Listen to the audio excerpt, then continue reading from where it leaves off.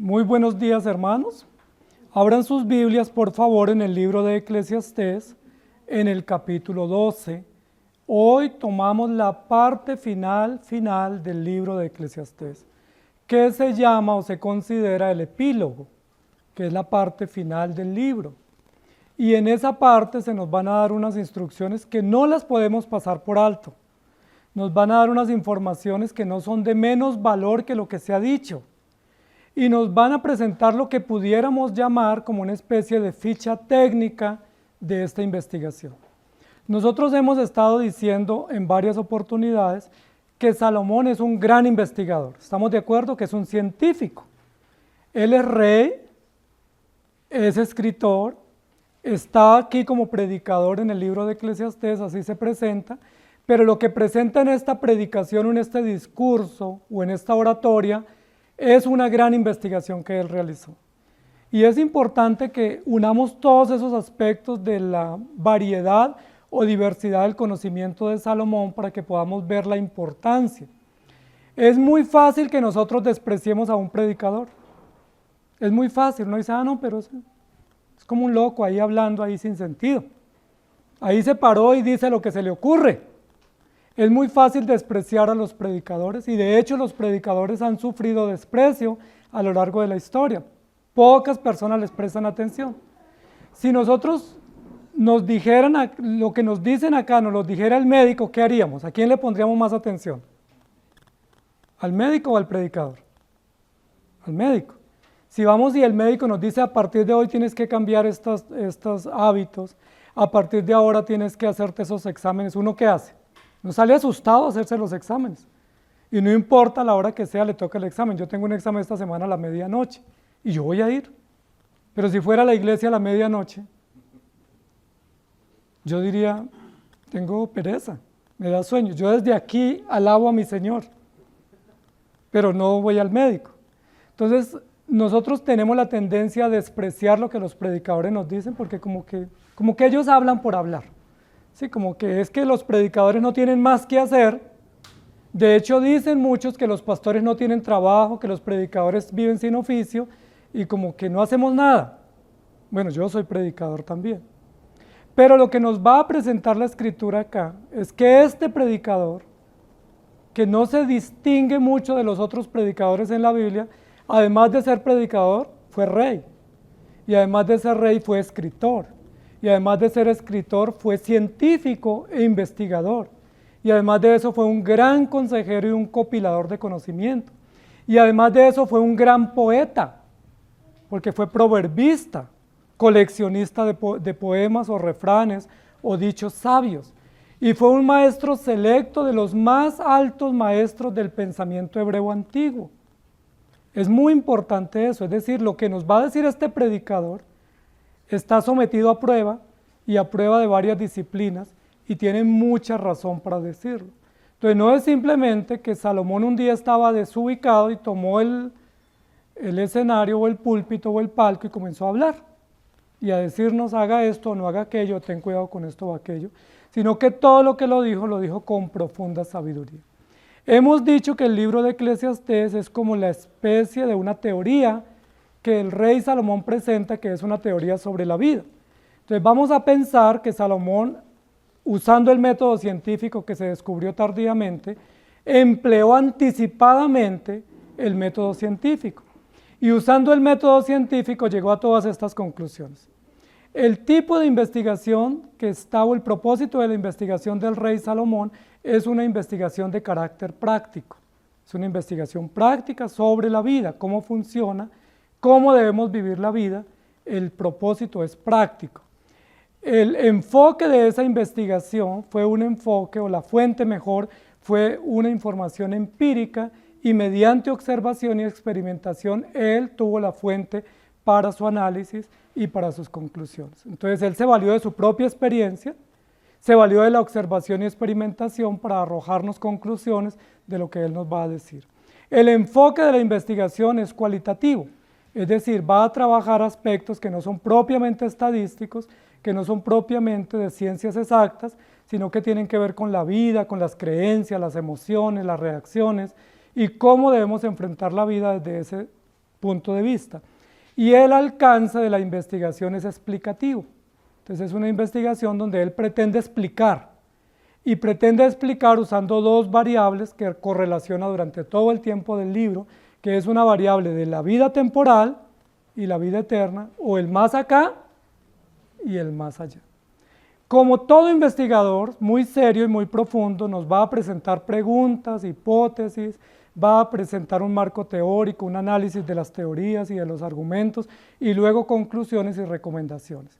Esa es la investigación. Pero Salomón, como aquí está haciendo una prédica, a diferencia de cualquier investigación o cualquier documento investigativo, no comienza con la pregunta, sino que comienza con la conclusión. Y la conclusión es: vanidad de vanidades, todo es vanidad. ¿Por qué Salomón, a diferencia de los investigadores comunes, no comienza con la pregunta investigativa o con el problema investigativo o con la hipótesis investigativa, sino que comienza con la solución a la hipótesis?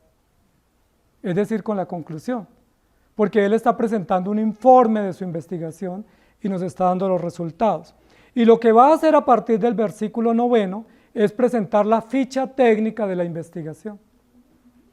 Es decir, decirnos quién hizo la investigación, qué método usó, qué motivos tuvo y por qué realizó la investigación. Es decir, dar el crédito debido a quien lo hizo.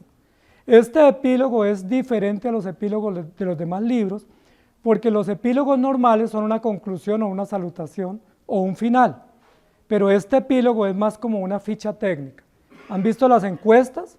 Que luego que presentan las encuestas dicen ficha técnica, población, responsable, alcance, tiempo de medición y variables y también margen de error. Lo que el rey Salomón nos va a presentar aquí es una ficha técnica. Es decir, no va a pecar de modesto Salomón, sino que él, con toda la elocuencia, con toda la capacidad como predicador y como investigador, nos va a decir: esta investigación la hice bajo este marco y bajo estos enfoques y bajo este método, y yo soy el responsable de ella. Es bien importante eso que vamos a ver, porque sobre esa ficha técnica es que vamos a poder ver si esa teoría o ese marco teórico investigativo que él nos presenta y las recomendaciones tienen validez. O simplemente fue que una noche estaba como malhumorado y se puso a decir cosas sin razón. O si eso que él nos va a decir realmente es un conocimiento sólido, sostenible y válido.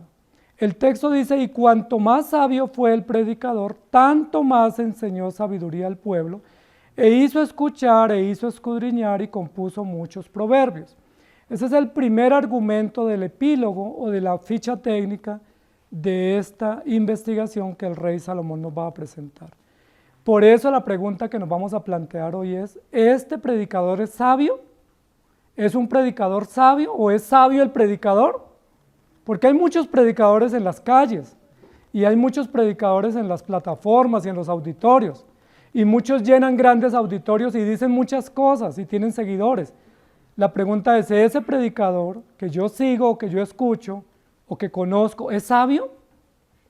Porque aquí estamos hablando de un marco teórico que tiene que ver con la sabiduría y con unas variables que tienen que ver con la vida temporal y la vida eterna, y cómo gestionar la vida para el momento de la muerte y del juicio. Es decir, todos los que se dedican a la predicación deben ser sabios. Lamentablemente no todos lo son.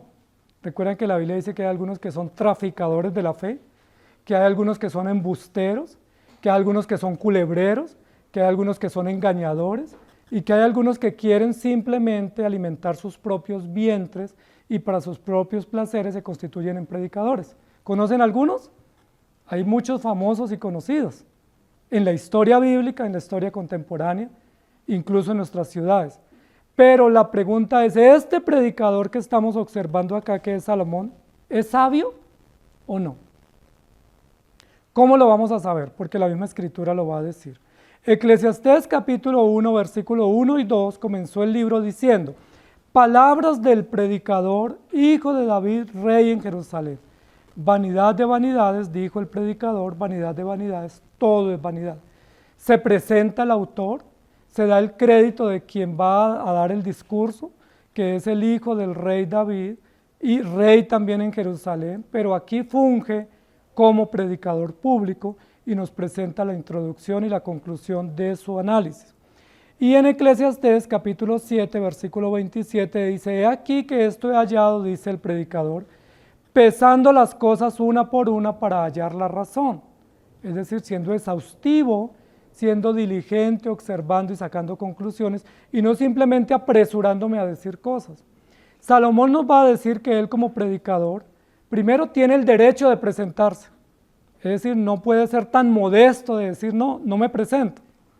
Segundo, tiene la modestia y el valor y tiene el derecho también de poder exponer con cuánta diligencia o con cuánta exactitud o profundidad realizó su análisis.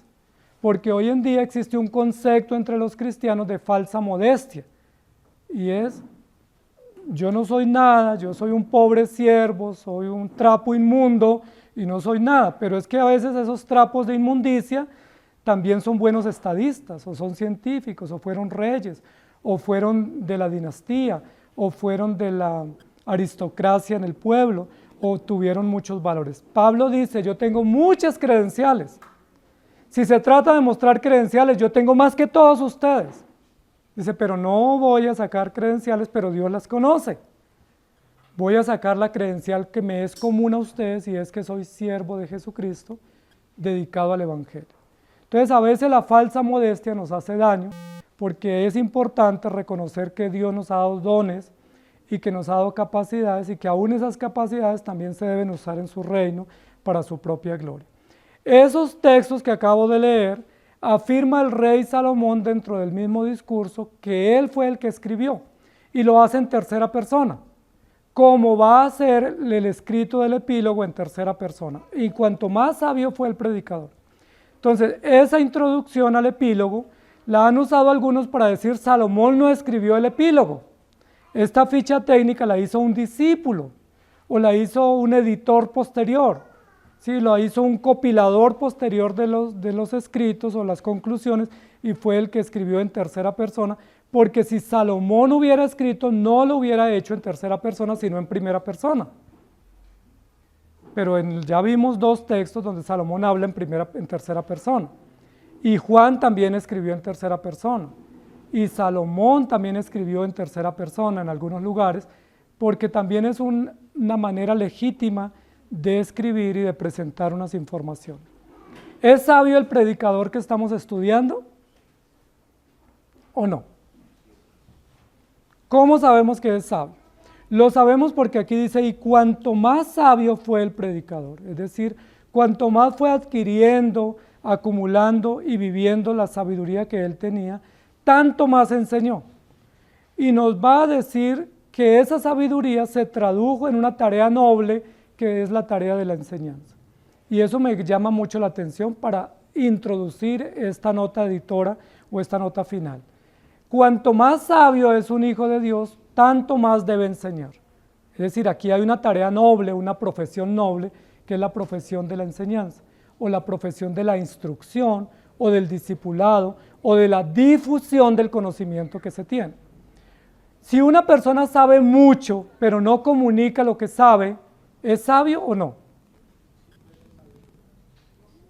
Si una persona estudia demasiado, adquiere conocimiento, pero se queda con ese conocimiento guardado, ¿ustedes qué opinan de él?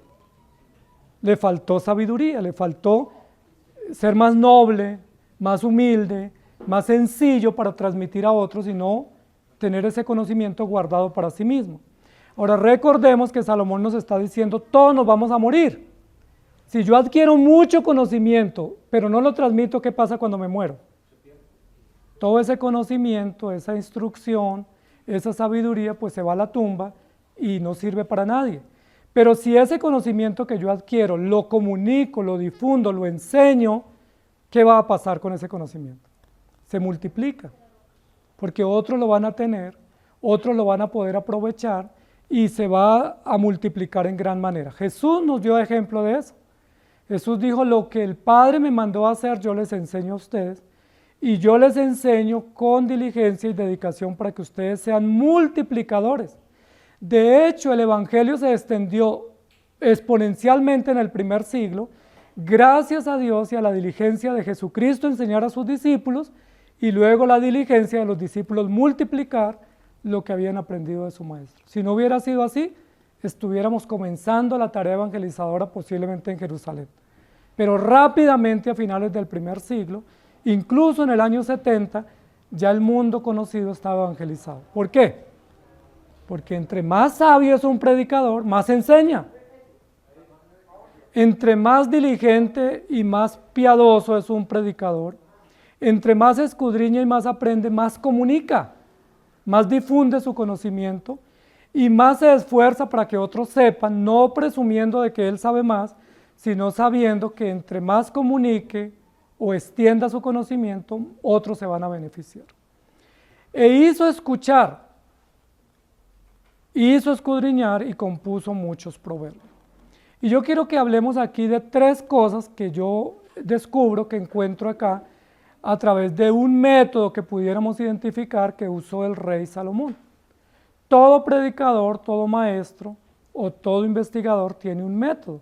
A veces es un método público que otros usan y a veces es un método propio, autóctono, que identifica y desarrolla un maestro o un predicador o un sabio para transmitirnos su conocimiento. Cualquier persona que nos enseñe tiene que usar un método, porque el método es una manera práctica, sencilla o didáctica de transmitir un conocimiento. Y para poder un sabio ser maestro, se requiere un método, porque la sabiduría es el conocimiento, pero la enseñanza es la manera, la facilidad sencilla o práctica o didáctica de poderlo transmitir. Y Salomón fue muy didáctico. Recuerden que Salomón usó metáforas, usó adivinanzas, usó fábulas, usó alegorías, usó refranes, usó proverbios, usó experimentos, usó experiencia propia. Es decir, fue supremamente didáctico, muy rico en recursos para poder transmitir su conocimiento, y eso nos muestra de su gran sabiduría. Lo primero que podemos hablar aquí que hizo el rey Salomón para transmitir su conocimiento, dentro del método, que vamos a hablar de tres cosas, su primer paso en el método fue la instrucción. La instrucción. La instrucción es el primer paso en el método del rey Salomón. Es decir, yo sé, instruyo a otros. Yo he leído y he aprendido y he concluido, entonces eso lo transmito a otros. Eso lo difundo, eso lo comunico a otros. No me guardo el conocimiento.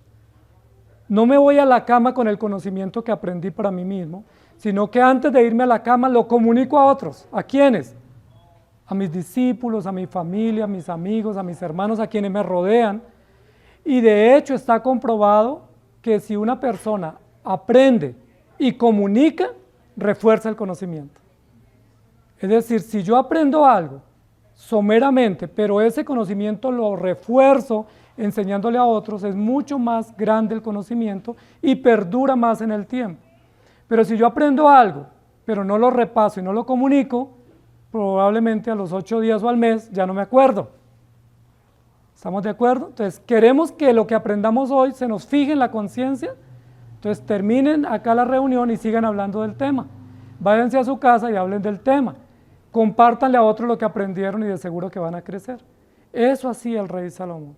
Recurrió a un principio del método que Dios le dio y que Dios nos transmite a través de él, que es la instrucción. Es decir, comunique, enseñe, difunda a otros.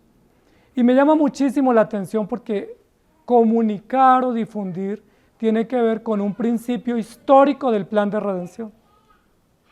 En toda la Biblia dice, esto que has oído, dígalo a otros. Cuéntele a otros. El Señor dice y tú comunica. Nosotros somos comunicadores por excelencia, los cristianos, y los predicadores mucho más. Somos comunicadores que andamos todo el tiempo diciendo lo que Dios dice y enseñando, instruyendo a otros para que otros pongan en práctica y para que ese conocimiento les sirva. Ahora, para instruir no se requiere solamente sabiduría y conocimiento. Para instruir se requiere gran disposición, se requiere gran entusiasmo. ¿Recuerdan lo que dice la Biblia que tenían los discípulos cuando instruían en el Nuevo Testamento? Dice, y con gran denuedo, con gran fervor o con gran vehemencia hablaban de lo que había sucedido o de lo que estaban experimentando. Entonces, un maestro no es simplemente el que pasa información. Un maestro que instruye es aquel que pasa información con veracidad, pero también con entusiasmo, con fervor, con determinación y con vehemencia, porque tiene que ser convincente y porque esa información que él pasa ya él la ha experimentado en su propia conciencia. Entusiasmo, ¿les gusta esa palabra? Una palabra famosa en la televisión colombiana. ¿Sí? Entusiasmo, esa palabra viene del griego y esa palabra en el griego significa con el calor de Dios en el pecho. Es decir, enseña algo con la fuerza de Dios en el pecho.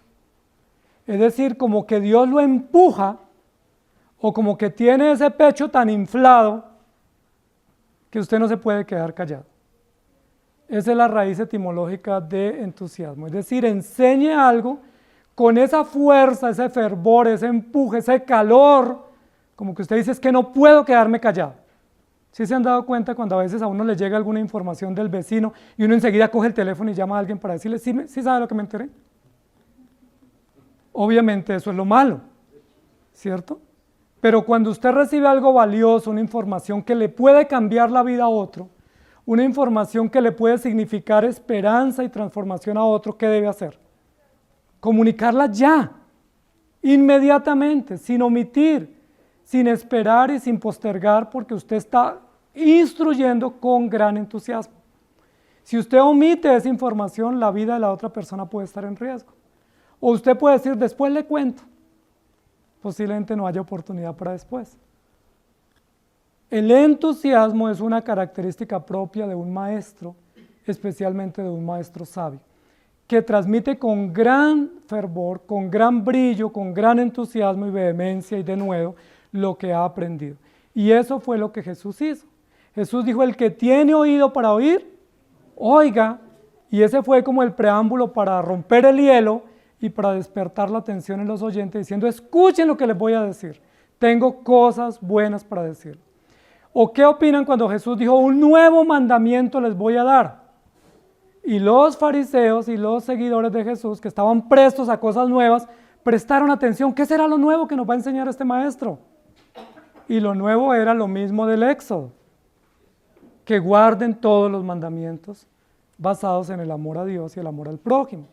¿O qué opinan cuando Pablo llegó a Atenas y dijo, les voy a hablar de un Dios no conocido? Todos prestaron atención porque habían grandes científicos, epicúreos y estoicos escuchando y dijeron, ¿qué será lo que este palabrero nos va a enseñar de nuevo? Y Pablo les dijo, les voy a hablar de un Dios conocido que ustedes no lo conocen, pero lo adoran sin conocerlo. Y Él es el que los creó a ustedes y creó el cielo y el universo, y que ustedes le rinden culto de manera equivocada, y ustedes lo ignoran y lo desprecian, pero si no se arrepienten, perecerán. ¿Cómo les parece ese método? Entusiasmo, recursividad, estilo, facilidad y disposición para transmitir. Proverbios capítulo 22, versículo 20 dice, ¿no te he escrito 3 veces en consejos y en ciencia? ¿Por qué un predicador repite casi siempre lo mismo? Primero, porque la repetición es un estilo o un método de enseñanza. Pero segundo, porque la repetición hace parte del entusiasmo, del interés y del fervor de fijar el conocimiento en los oyentes. Y tercero, porque la mayoría de la audiencia se desentiende y no presta atención.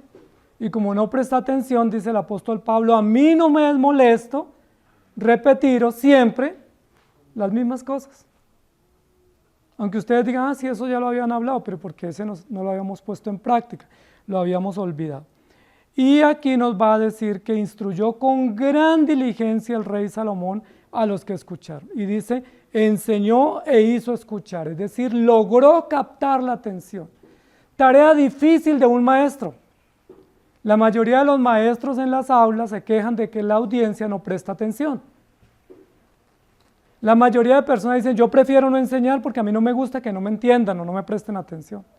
Pero para ganar la atención se requieren muchas virtudes y muchas capacidades que solo Dios puede dar a un maestro. Y por supuesto, en el caso de la escritura se requiere la gracia de Dios para que la audiencia escuche y atienda. La Biblia dice que Salomón logró no solamente ser un gran sabio, logró ser un gran maestro, sino que también logró captar la atención de la audiencia. Un gran logro para la enseñanza contemporánea. Un gran logro para un maestro de que pueda jactarse al final del día, decir, enseñé y logré que la gente escuchara. Me prestaron atención, tomaron apuntes, estaban atentos, interactuaron, me mostraron con su lenguaje corporal o con su rostro que estaban atentos, que estaban conectados, que estaban dispuestos y que estaban aprendiendo. ¿Lo logran así todos los maestros o no? ¿Nosotros como padres y como maestros logramos que nuestros hijos nos presten atención? ¿O hay algunos que cuando uno les está hablando se tapan los oídos así, dicen, no escuché, ¿qué fue lo que dijo? O cantan duro, o dan la espalda. Muchas veces como maestros en nuestro hogar o en nuestro entorno no logramos captar la atención. Salomón dice, el sabio tiene todas las facultades y todas las cualidades para lograr captar la atención. Primero, porque él es sabio y tiene la sabiduría. Segundo, porque transmite sabiduría, no enseña lo que a él se le ocurre, él lo que transmite es la mejor sabiduría que viene de Dios. Y tercero, porque la audiencia que escucha también es sabia. Ustedes compraron el boleto hoy y vienen acá y se sientan y no prestan atención. No tiene sentido, entonces ¿para qué compramos el boleto? Si yo compré el boleto para venir a la iglesia hoy es porque voy a prestar atención. Es porque sé que lo que se va a hacer allá y se va a decir me interesa. Lo que se va a leer y se va a explicar es de mi interés. Por eso en Primera de Reyes 4:32 dice, y compuso 3000 proverbios y sus cantares fueron 1005. El rey Salomón. ¿Por qué compuso tantos proverbios? ¿Que estaba desocupado?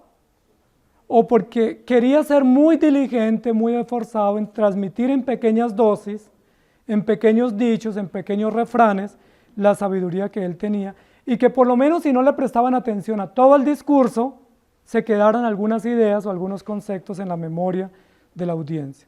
Proverbios 27:2, alábate el extraño y no tu propia boca, el ajeno y no los labios tuyos. Y la Biblia dice que mucha gente alabó a Salomón por su gran sabiduría y que venían de los grandes confines del mundo, que en ese momento pues era el sur del África, parte del mundo conocido, o el oriente de Asia, y vinieron a visitar al rey Salomón, con preguntas, con cuestionarios, embajadas diplomáticas de muchos países para adquirir sabiduría. Y a todos les enseñó, y a todos les explicó, y se hizo famoso instruyendo. Entonces, ¿cuál es el primer paso del método del rey Salomón? La instrucción. Instrucción con entusiasmo, con dedicación, con consagración, para lograr dar en el blanco, que es transmitir la información. Ese es el primer paso para nosotros poder decir, Salomón sí fue sabio, porque tenía la sabiduría que Dios le dio, porque se dedicó a transmitirla y no la conservó para sí mismo, no llenó su sala de títulos y no hizo excursiones diciendo, mire, estos son todos mis títulos. En lugar de mostrar títulos se puso a enseñar, en lugar de hacer alarde de sus conocimientos se puso a transmitirlos, en lugar de sacar pecho y decir, estos son todos mis títulos que he logrado o mis simposios a los que he asistido, se puso a transmitir enseñanza y logró captar la atención. De jóvenes especialmente, escucharon lo que él decía. Segundo paso del método del rey Salomón, e hizo escudriñar, y ese es otro aspecto supremamente importante. Instrucción, investigación. Investigación es el segundo paso del trabajo del rey Salomón. Investigación. Salomón se puso a investigar, es decir, a producir conocimiento. Alguien diría, pero un predicador no tiene esa tarea. Pero yo les pregunto, ¿Isaías no fue un gran investigador? ¿Jeremías no fue un gran investigador? ¿El profeta Daniel no fue un gran investigador? ¿Ezequiel no fue un gran investigador? Todos los profetas de la Biblia, los predicadores de la Biblia fueron grandes investigadores, al punto que dejaron producto de lo que hicieron. Y aquí nos habla el rey Salomón que un predicador, además de instruir o de enseñar, tiene también el deber de escudriñar. Y escudriñar es ir a lo profundo, es ir a no quedarse en la superficie, no es navegar en la superficie, es nadar en aguas profundas.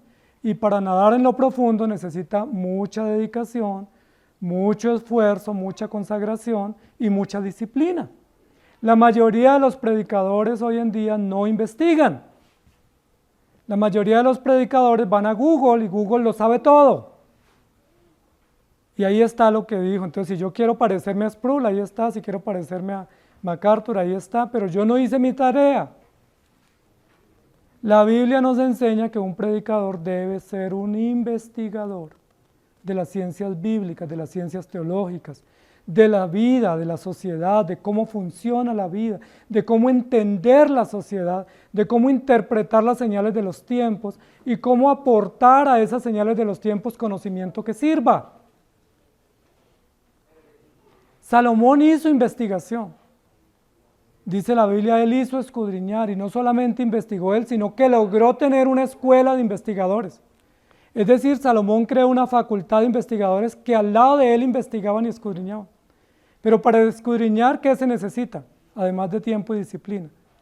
Pues libros, leer, pasar mucho tiempo, analizar, comprobar, usar métodos y técnicas para poder llegar a escudriñar.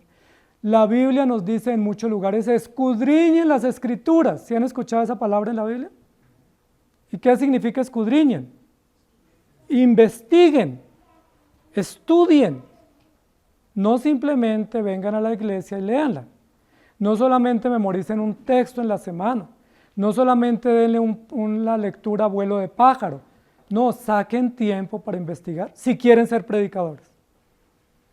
Si usted quiere ser un predicador serio, respetable, si usted quiere ser un predicador con experiencia y con validez y con pertinencia, usted tiene que investigar. Y si no investiga, va a morir como predicador. Porque los predicadores tienen que investigar. Es decir, sacar tiempo para leer, tener una biblioteca, tener tiempo de oración, de meditación, de análisis, escribir sus sermones, sacar sus conclusiones, hacer sus propios aportes interpretativos, bíblicos y teológicos para ser pertinentes. ¿Lo logró Salomón? Por supuesto. Eso le da validez a lo que él nos ha presentado como teoría en todos los 12 capítulos. ¿Por qué todo lo que dijo Salomón es cierto? Primero, porque venía de Dios. Segundo, porque él lo había aprendido por su propia experiencia y conocimiento. Y tercero, porque había dedicado muchas horas a investigar. Dicen los predicadores que tienen un poco más de experiencia que nosotros, que para poder elaborar un sermón y que ese sermón tenga algo de solidez o validez, se debe invertir mínimo 10 horas de estudio. Mínimo 10 horas para 1 hora de presentación. Mínimo. De ahí para adelante, todo el tiempo que venga es bienvenido. Pero ¿cuánto tiempo le invertimos a una enseñanza? ¿Cuánto tiempo se imaginan ustedes que un predicador debe estudiar? Pues a veces 10 minutos antes, ¿cierto? Algunos dicen que cuando venían para la casa, para la iglesia en el carro, Dios les dijo que dijeran. O que cuando se estaban peinando en la ducha, que Dios les estaba diciendo que enseñaran. No, eso es falta de seriedad. Eso es lo que está diciendo aquí el rey Salomón. Un predicador no es un oportunista, no es un palabrero, no es un engatusador, es un hombre diligente que tiene como tarea primordial comunicar la verdad, y para comunicar la verdad tiene que consagrarse a estudiar la verdad. Yo estoy seguro que ustedes que aman las Escrituras no vendrían a la iglesia si no encuentran que hay solidez en la predicación. Si aquí simplemente les contamos chistes o hacemos anécdotas o hablamos del prójimo, ustedes dirían, no, aquí no es. Aquí no es. Yo quiero que me edifiquen, quiero que me instruyan, quiero que me enseñen cosas más profundas de las elementales, y esa es la tarea de un predicador. El rey Salomón nos va a plantear aquí la teoría de cómo se construye un buen predicador. Los principios básicos para los que anhelan ser predicadores. Si alguno anhela ser predicador, entienda que tiene que instruirse en las Escrituras, entienda que tiene que ser un investigador por excelencia, consagrando mucho tiempo y sacrificando mucho tiempo al estudio de las Escrituras. No puede ser un predicador que se lo pase viendo televisión, que se lo pase en la calle, que se lo pase distraído, porque ¿qué va a transmitir a su audiencia? Salomón fue muy diligente. Y me encanta porque dice que no solamente investigó y produjo, reflexionó y logró muchas cosas, presentó muchos argumentos, sino que también logró que otros amaran la investigación, que es tarea difícil. Yo puedo comunicar, pero no lograr que la gente me entienda o me escuche. Salomón lo logró. Yo puedo investigar, pero no lograr que otros amen la investigación de las Escrituras. Salomón lo logró. ¿Era sabio? Por supuesto que sí. Porque no solamente él se concentró a investigar, sino que él logró incentivar o despertar el interés en otros para que investigaran, analizaran y estudiaran en las Escrituras. Eso nos enseña, amados hermanos, que un predicador no improvisa. No puede existir un predicador improvisador, un maestro de las Escrituras que improvise, porque entonces, pues, dedíquese a otra cosa. Si usted quiere improvisar, entonces, pues, sea un influencer, un youtuber, pues, sea un charlatán, pero no un predicador, porque un predicador no puede improvisar. Ese cuento de que abre tu boca que yo te lo llenaré para justificar la indisciplina, es un cuento perverso que ha traído gran daño a la exposición de las Escrituras.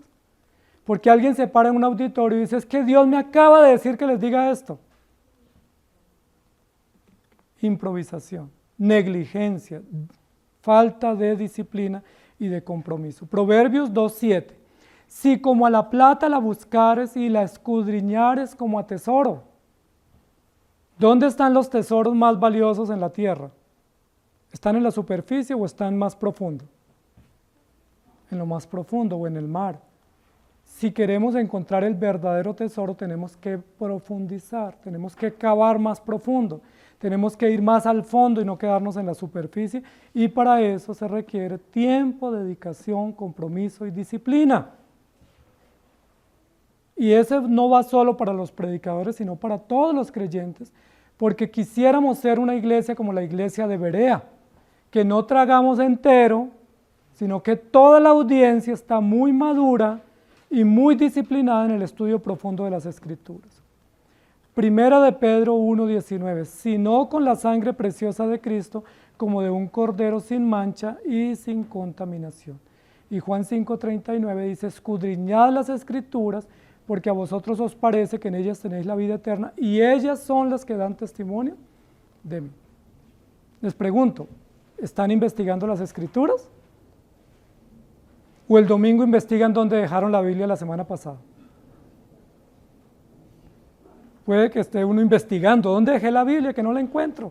Y el pastor allá molesta preguntando que si la traje. O todos los días sacan tiempo para investigar. Horas, minutos dedicados a estudiar. Sustraerse un poco de la televisión, de otras distracciones para separar tiempo para la lectura y el estudio bíblico. Si no hacemos eso, nunca podremos ser predicadores aprobados. Y no lo digo yo, lo dice la misma Escritura, y lo registra acá el ejemplo del rey Salomón. Salmo 49:4, inclinaré al proverbio mi oído, declararé con el arpa mi enigma. Es decir, me voy a rendir al conocimiento bien presentado. Un proverbio sabio puede significar transformarme la vida. Puede significar una dosis de conocimiento profunda en una frase que me sirve de inspiración para la vida y que me prepara para el futuro. Amados hermanos, un predicador sabio tiene que ser un instructor decidido y entusiasta. Pero segundo, un predicador sabio tiene que ser un investigador que usa un propio método de análisis, de apuntes, de conclusiones y resúmenes. ¿Sí califican para predicadores? ¿Positivos para predicadores reformados? Y tercer paso del método del rey Salomón. Y compuso muchos proverbios. Primero se dedicó a la enseñanza, se dedicó a la investigación, y tercero se dedicó a algo que me encanta que la Biblia nos enseña, y es la producción o la publicación. Es muy importante eso para la iglesia, y nosotros como iglesia nos hemos quedado cortos. Ese es uno de los faltantes que la iglesia contemporánea tiene. Por eso no hemos sido tan asertivos en muchas áreas del conocimiento y de la sociedad, porque no producimos conocimiento. Incluso nos dicen que los cristianos somos los más bobos de la sociedad. O sea, que como somos como los más bobos, ignorantes, que nos engatusan en una iglesia, los predicadores. Y debiéramos ser la gente más sabia más inteligente y la que más incide en las decisiones de la sociedad con aporte de conocimiento.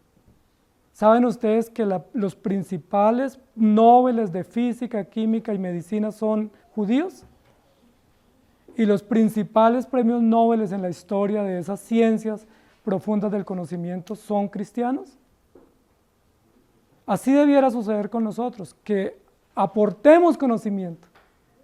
Pero no veo ningún cristiano serio hablando en contra de todas las políticas que los gobiernos están aprobando. El aborto, la eutanasia, ideologías de género y todas esas cosas. ¿Dónde está la voz de los científicos cristianos? De los teóricos cristianos, de los investigadores cristianos. ¿Dónde está? ¿La han visto o no? ¿O soy yo que no sé buscar? ¿Dónde están esos científicos? Porque tenemos en la iglesia físicos, matemáticos, abogados, tenemos médicos, tenemos de todas las ciencias en las iglesias, pero ¿dónde está esa voz? Que diga, yo soy médico y digo esto, y esto dice la Biblia y yo hago respetar, eso es ciencia.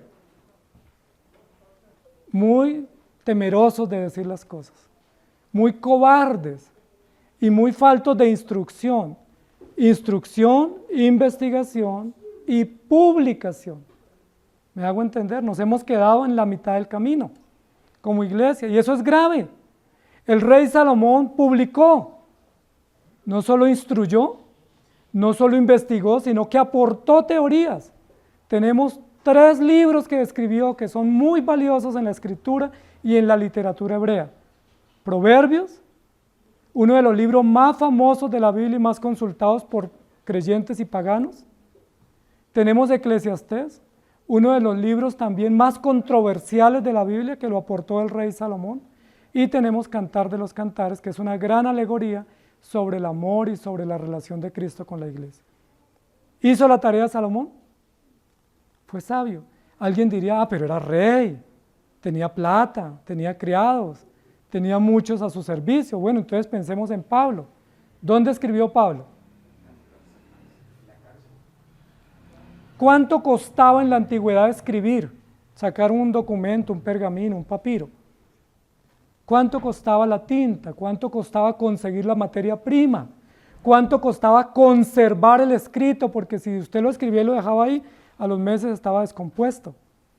Eso requería unas condiciones de conservación y preservación excepcionales, o si no se destruían los papiros o los pergaminos. Pablo escribió 17 cartas. ¿Con qué recursos? ¿En qué condiciones? Pablo estaba enfermo, ¿recuerdan? Pablo estaba en prisión, Pablo estaba perseguido, pero escribió. Isaías, Jeremías, Juan estuvo exiliado y allá exiliado estaba escribiendo. Entonces, amados hermanos, creo que ese es un gran desafío que tiene la iglesia, porque es un desafío que ennoblece la fe y engrandece el trabajo que nosotros hacemos. ¿De qué nos sirve tener la verdad si no la ponemos en manos de otros?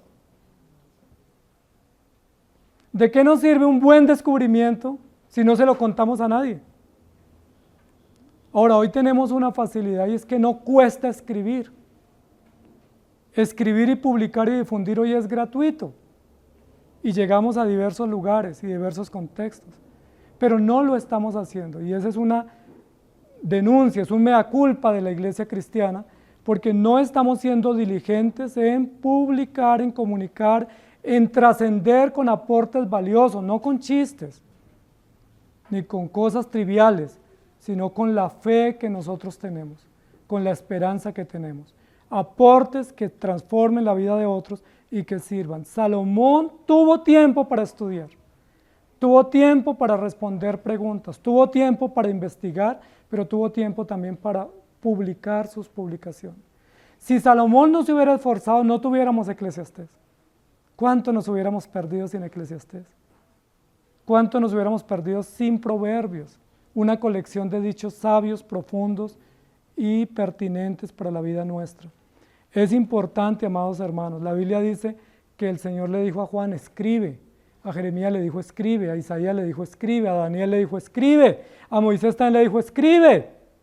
¿Qué nos dirá a nosotros hoy? ¿Los métodos de Dios cambian? No, no cambian. Dicen incluso los científicos que estamos perdiendo la capacidad de la escritura porque no la ejercitamos. Ahora que yo estoy con este proceso, me mandaron otra vez a escribir a lápiz y papel, porque si no, se me va a olvidar lo poquito que sé. Me volvieron a mandar a repasar, a caminar y a escribir y volver a memorizar. Amados hermanos, estos son recursos del conocimiento que tenemos. Nosotros no manejamos grandes medios de comunicación, ni los necesitamos. No manejamos emisoras ni espacios en la televisión AAA, pero ¿saben qué manejamos? La palabra, tenemos la voz y tenemos la orden de comunicar. Y no nos estamos haciendo oír, porque estamos siendo cobardes y no estamos teniendo el valor y el denuedo y la autoridad de hablar. Escuchen o dejen de escuchar. ¿Qué hace un predicador? Habla, así no lo escuchen. ¿Cuándo ven ustedes a Isaías frustrado porque nadie lo escuchaba? Y deprimido y buscando atención psicológica.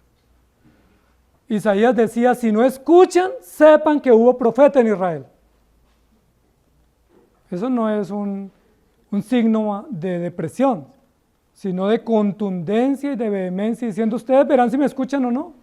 Yo tengo que decirles, y si ustedes no escuchan y no ponen en práctica, es problema de ustedes, pero yo les hablé, pero yo les escribí, pero yo les publiqué, pero yo los incité, yo los animé y yo los persuadí a que ustedes hicieran la tarea. Leamos algunos textos de apoyo que nos puedan servir para poder comprender un poco esto.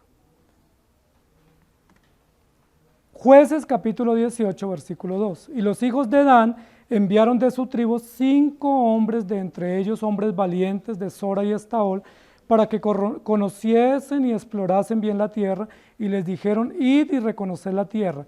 Estos vinieron al monte de Efraín hasta la casa de Micaía, y allí posaron.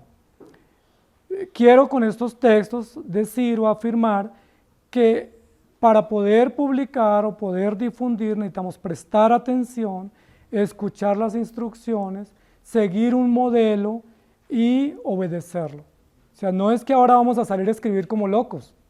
No, tenemos que saber qué vamos a escribir, qué vamos a decir, qué vamos a publicar, quién nos va a revisar eso que vamos a decir para que sea acertado bíblica y teológicamente, cómo eso que vamos a publicar transforma y no genera polémica, porque no queremos generar polémica, no somos apologetas ni estamos aquí controversiando la verdad, estamos presentando la verdad para que transforme vidas y para que traiga esperanza a otros. Segunda de Samuel 10:3.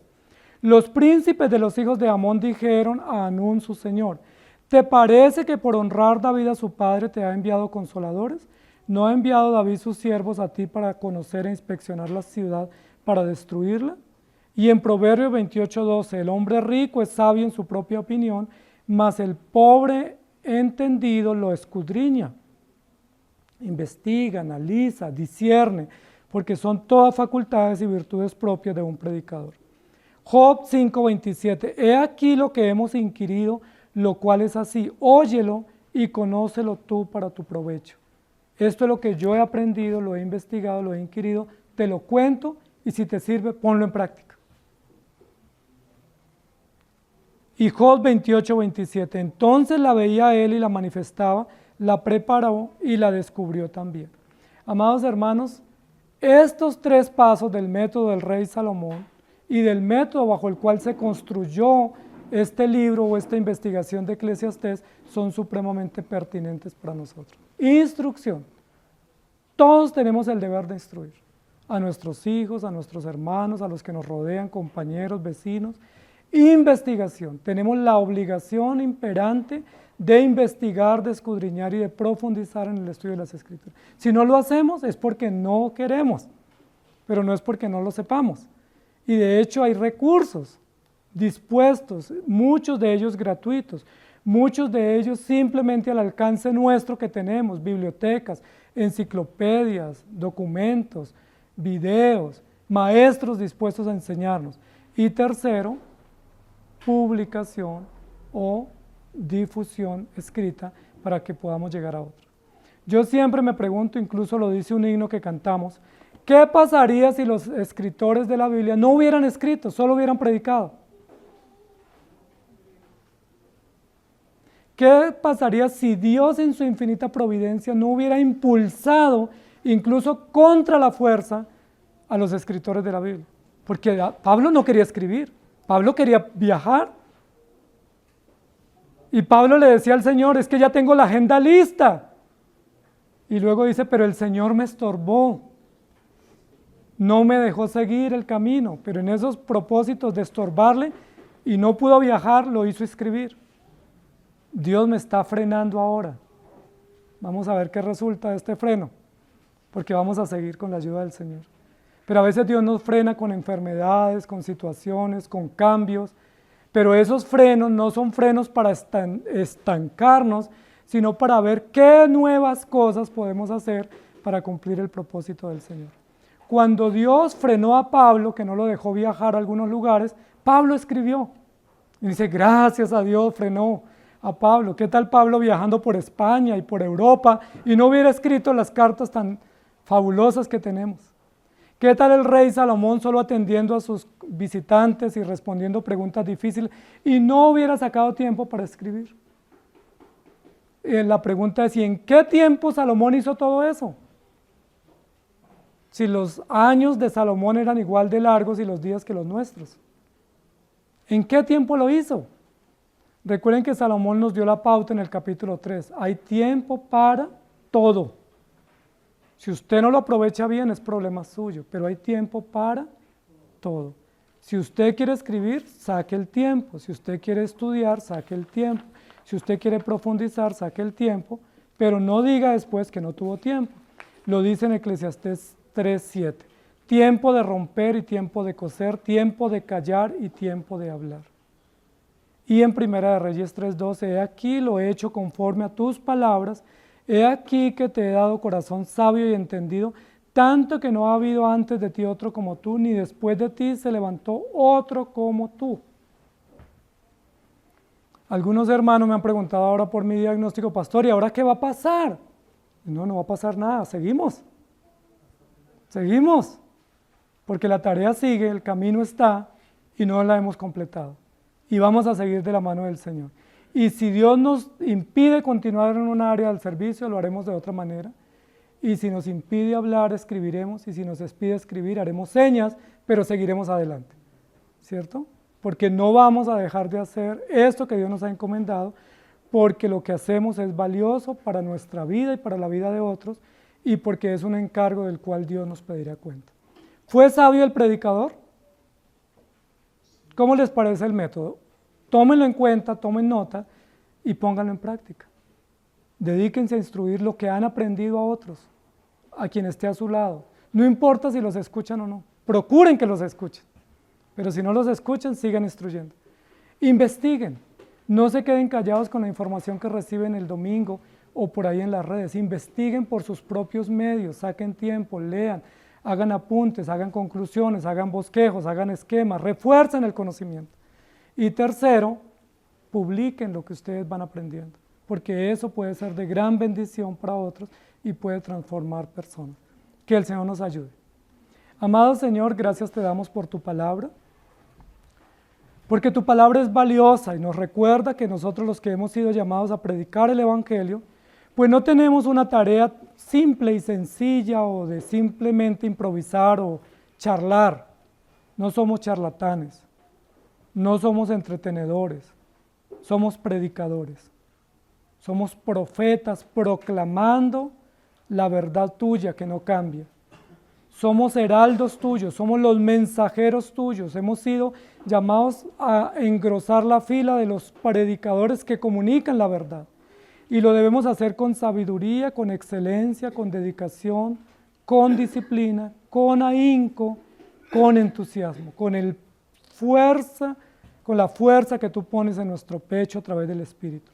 Ayúdanos, Señor, a no ser cobardes, ayúdanos a no ser indisciplinados, ayúdanos a no ser improvisadores, sino a ser muy juiciosos para dar una enseñanza, cualquier enseñanza que demos, un devocional, una clase, una prédica, que lo hagamos con dedicación, que separemos ese tiempo. Si tenemos que sustraernos de dormir mucho, de descansar mucho, que lo hagamos para consagrarnos al estudio de tu palabra, porque somos predicadores, somos ministros tuyos, encargados de llevar la verdad a un mundo en tinieblas y de instruir y de alimentar a las ovejas.